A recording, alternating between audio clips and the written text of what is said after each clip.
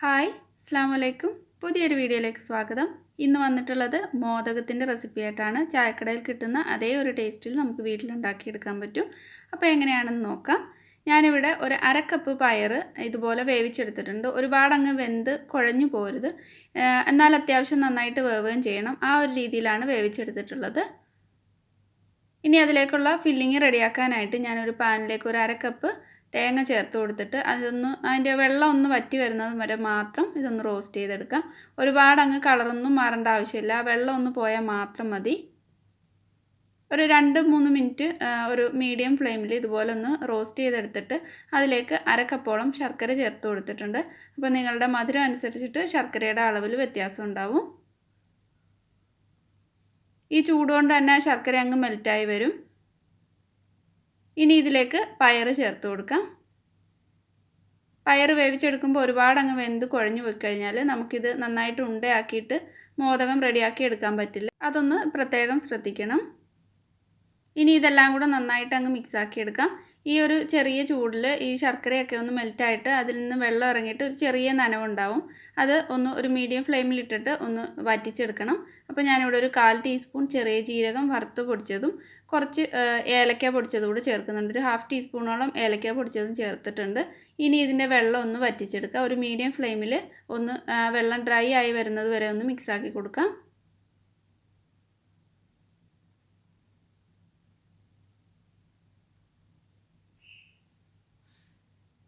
അപ്പോൾ ഇത് നന്നായിട്ട് ഡ്രൈ ആയി വന്നിട്ടുണ്ട്. ഇതിനെ ഒന്ന് തണുക്കാനായിട്ട് മാറ്റി വയ്ക്കാം.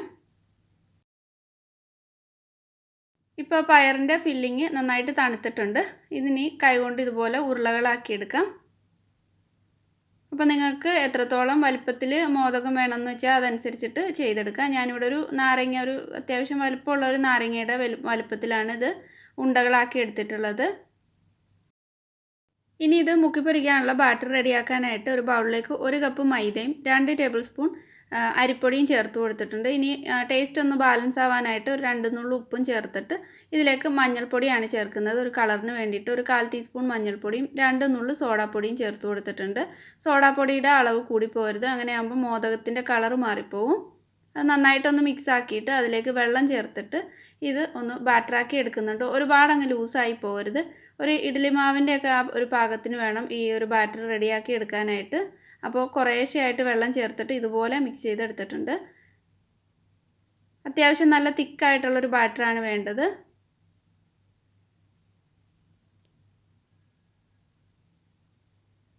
ഈ ഒരു പാകത്തിനാണ് ഇത് വേണ്ടത്. ഒരുപാട് ലൂസായി കഴിഞ്ഞാൽ നമ്മൾ ആ ഒരു പയറിൻ്റെ ബോൾ ഇതിലേക്ക് ഇട്ടിട്ട് എണ്ണയിലേക്ക് ഇടുമ്പോൾ കറക്റ്റായിട്ട് കോട്ടായിട്ട് കിട്ടില്ല. എണ്ണ നന്നായിട്ട് ചൂടായപ്പോൾ അതായത് ഈ ഓരോ ബോൾ എടുത്തിട്ട് ഈ ഒരു മാവിൽ മുക്കിയിട്ട് ഇനി എണ്ണയിലേക്ക് ഇട്ട് കൊടുക്കാം.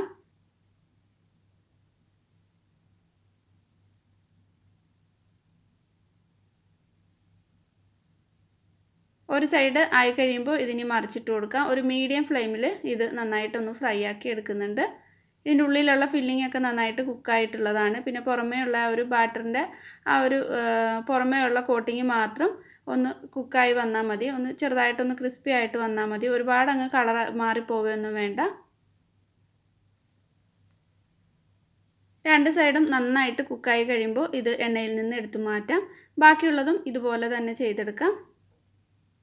നിങ്ങൾക്ക് കൂടുതലൊക്കെ വേണമെങ്കിൽ ഒരു കപ്പ് ചെറുപയറൊക്കെ എടുത്തിട്ട് ഉണ്ടാക്കിയെടുക്കാം.